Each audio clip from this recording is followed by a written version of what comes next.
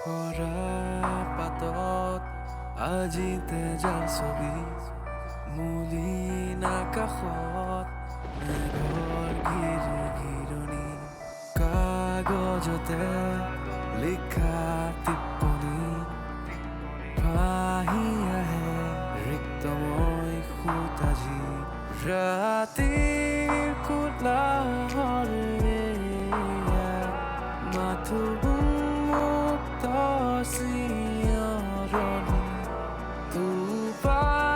দুপালকে সৰি আহে এয়া শেষ নিশাৰে জাননী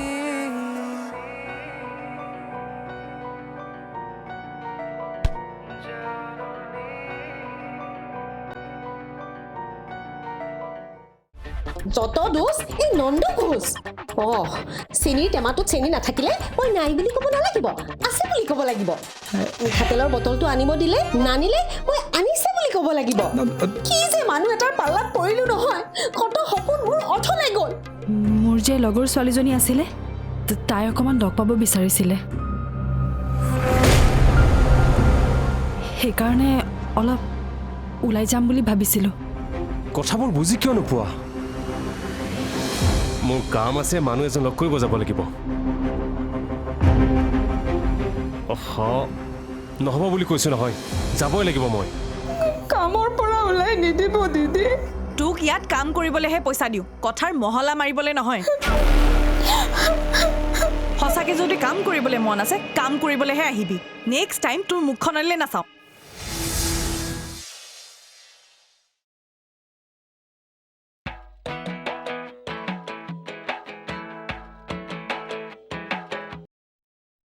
হেল্ল' অঁ হেল্ল' মই সুকন্যাই কৈ আছিলোঁ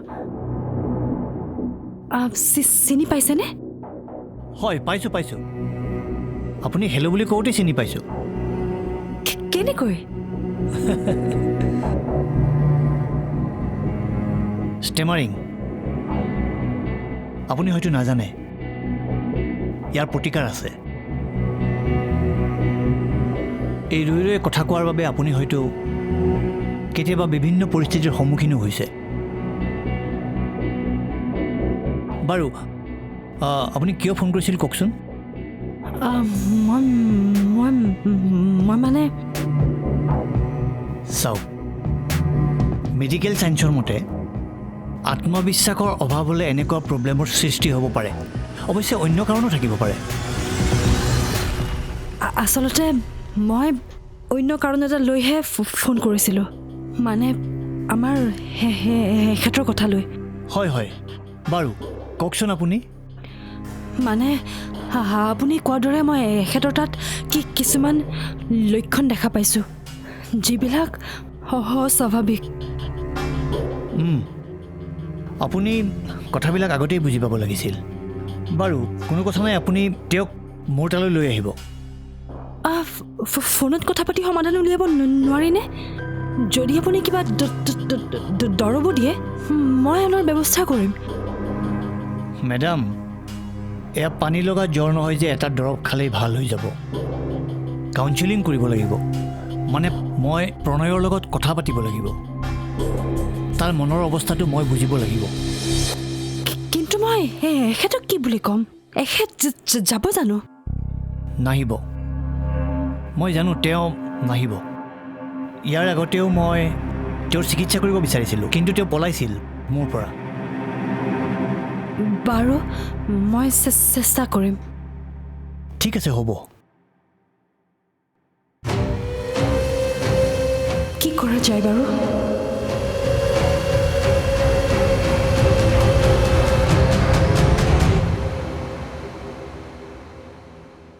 এজনী ছোৱালী বিয়া হৈ আহি হাজবেণ্ডৰ পৰা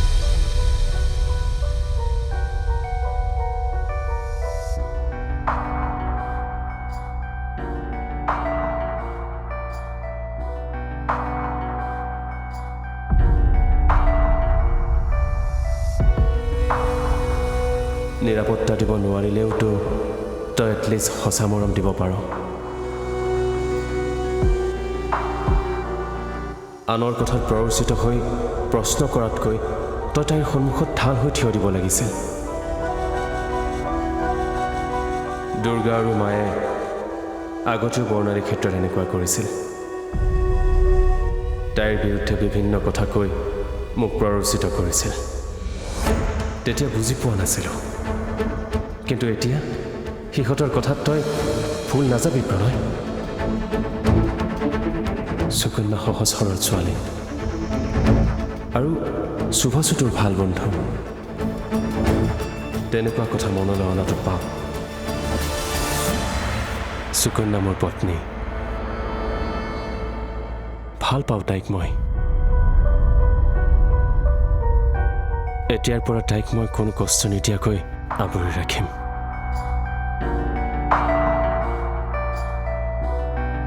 মোৰ দৰে বাৰু তাইও মোক ভাল পায়নে?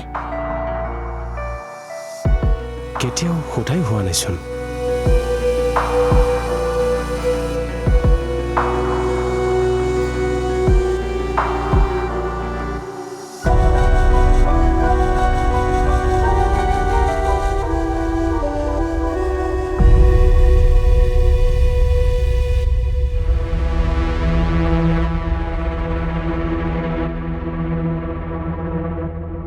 আপুনি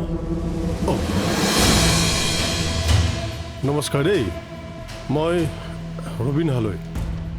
অকণমান সৰু ইনভেষ্টিগেশ্যনৰ কাম এটাত আহিছোঁ। ইনভেষ্টিগেশ্যন? হয়, এনেই আপোনালোকে গম পাই চাগে আমাৰ ডিপাৰ্টমেণ্টৰ নিষ্ঠাৱান পুলিচ বিষয়া এজনৰ মৃত্যু হৈছে। আমি মানুহবোৰ বৰ শোকত আছোঁ। একচুৱেলি গোটেই ডিপাৰ্টমেণ্টৰ তেখেত আমাৰ ভাই সদৃশ আছিল, যদিও তেখেতক মই পাৰ্চনেলি লগ পোৱা নাছিলোঁ। বিয়া পতাও বেছিদিন হোৱা নাছিল, গ'লগৈ, কোনোদিন উভতি নোহোৱা ঠাইলৈ গুচি গ'ল। কথাবোৰত বৰ দুখ লাগিছে।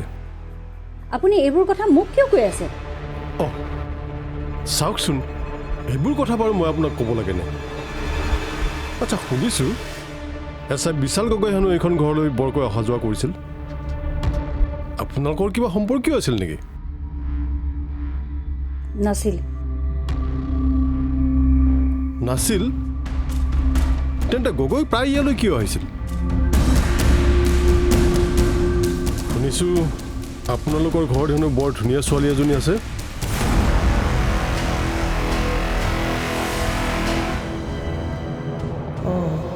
আজিও আহিল যে, কি কৰোঁ এতিয়া?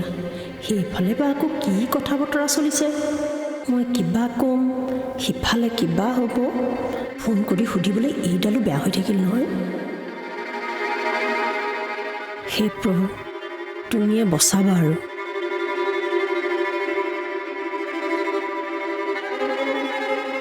মই জানিছিলোঁৱে তই আহিবি বুলি। কি হ'ল, সমস্যাৰ ভৰ দাঙিব নোৱাৰা হৈছ ন? মই আপোনাৰ কথা ৰাখিব পৰা নাই। অইন ঘৰলৈ যাম বুলিও সেইটোও কৰিব পৰা নাই।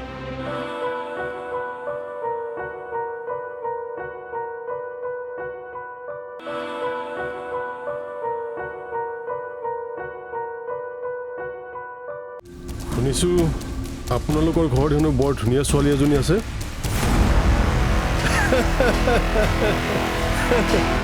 ময়ো তাকেই ভাবিছোঁ, এনেই এইখন ঘৰলৈ কিয় আহিব? আৰু গগৈক কিন্তু মই তেনেকুৱা মানুহ বুলি ভবা নাছিলোঁ দেই। আৰু বিয়া পতাৰনো কেইদিন হৈছিল? এইবোৰ আপুনি কি কথা কৈছে? ভাবি চিন্তি কথা ক'ব। পুলিচ অফিচাৰ হ'ল বুলি মনলৈ যি আহে তাকে নক'ব। এইখন ভদ্ৰ মানুহৰ ঘৰ, মুখত আপুনি... অঁ, হয় নেকি? চৰি আই এম এক্সট্ৰিমলি চৰি। মই আচলতে ভাবি পোৱা নাই বিনা কাৰণত এইখন ঘৰত তেওঁ কিয় আহিছিল। বাৰু আপুনিয়ে কওকচোন, ইয়াৰ কাৰণটো নেকি?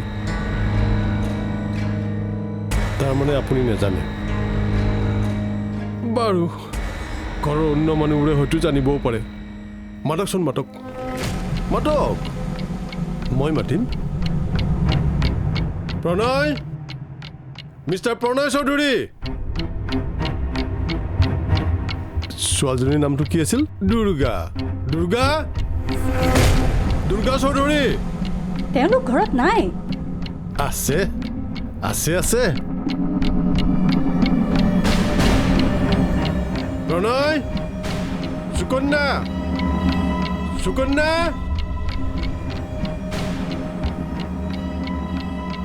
এইয়া আছে দেখোন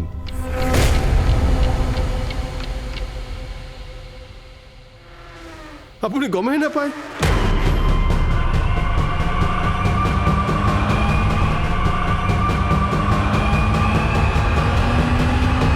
ঘৰত বৰ্তমান কোনো মতা মানুহ নাই আপুনি পিছত আহিব অ' ৰিয়েলি কোনো কথা নাই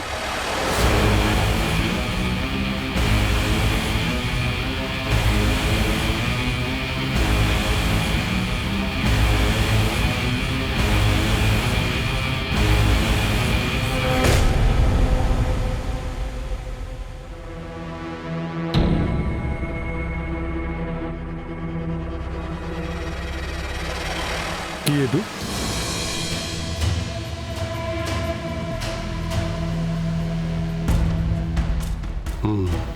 হয় নেকি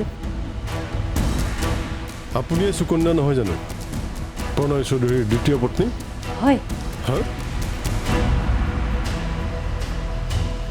বলকচোন বলক বৰ্ণালীৰ ৰুমলৈকে বলক আপোনাৰ ৰুমলৈকে মোৰ ৰুমটোত কিবা কিবি চাবলগীয়া আছে আপুনি ইয়াতে ৰওক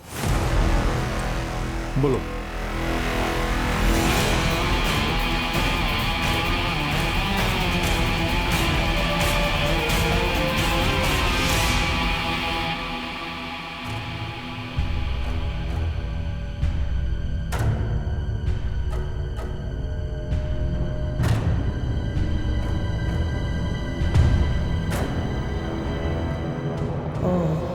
আজিও আহিল যে কি কৰোঁ এতিয়া সেইফালে বা আকৌ কি কথা বতৰা চলিছে মই কিবা ক'ম সিফালে কিবা হ'ব ফোন কৰি সুধিবলৈ এইডালো বেয়া হৈ থাকিল নহয় হে প্ৰভু তুমিয়ে বচাবা আৰু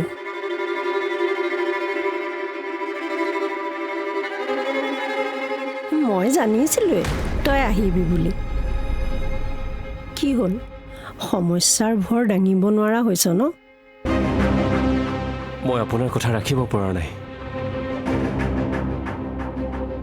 অইন ঘৰলৈ যাম বুলিও সেইটোও কৰিব পৰা নাই আহ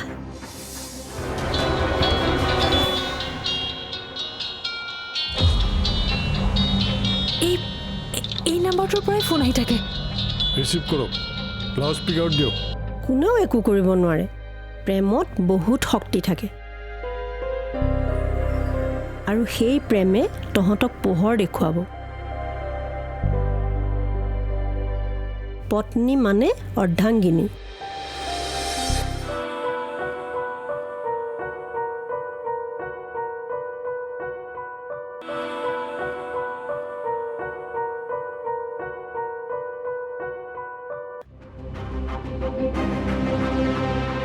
আহ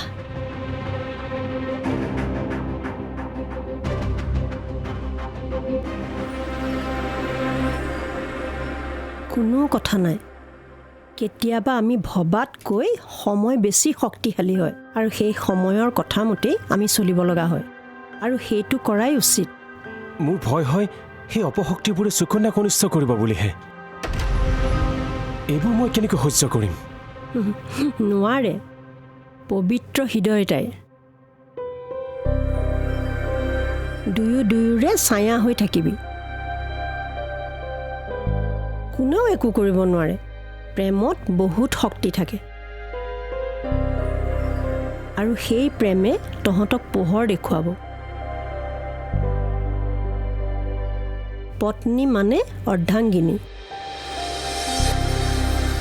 গতিকে বিশ্বাস ৰাখ সকলো ঠিক হৈ যাব তাই যি কয় সেইমতে চলিবি আৰু তাই যি কৰিব তহঁতৰ ভালৰ কাৰণেই কৰিব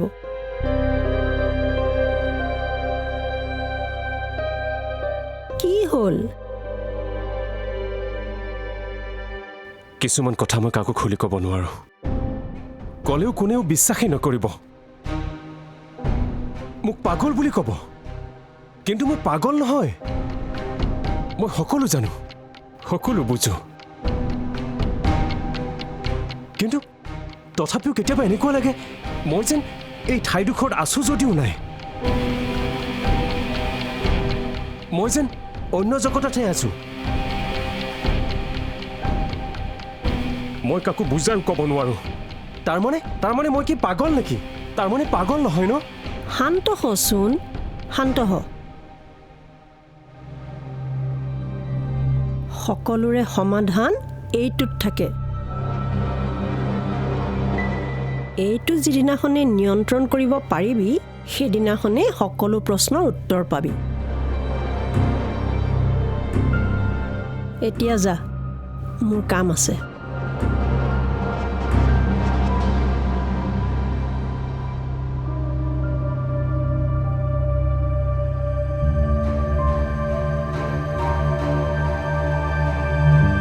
বেচেৰাটোৱে বৰ অশান্তিত দিন কটাইছে ভগৱানে চকু মেলি চাওক আৰু দুখবোৰ সোনকালে দূৰ কৰক হে প্ৰভু সিহঁতৰ ভাল কৰিবা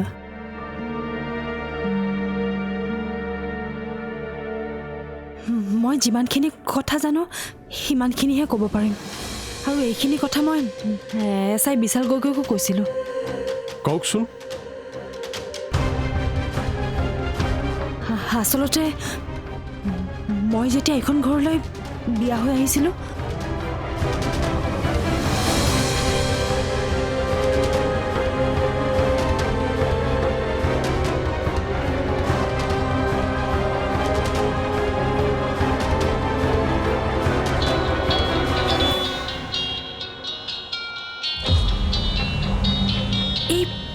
এই নাম্বাৰটোৰ পৰাই ফোন আহি থাকে ৰিচিভ কৰক লাউড স্পীকাৰত দিয়ক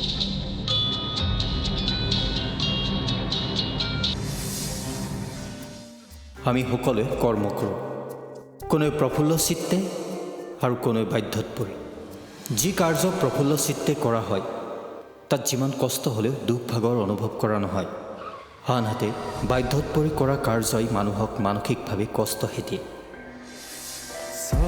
চক্ৰবেহু চুকে কোনে আজি খানি ধৰা আদৰু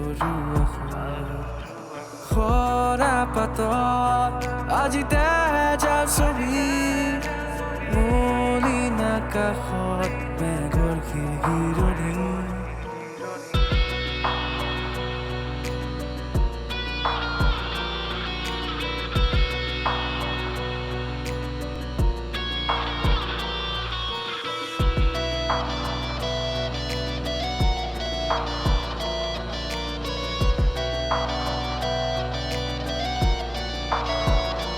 ৰাতিৰ কোলাহৰে মাথো মুক্ত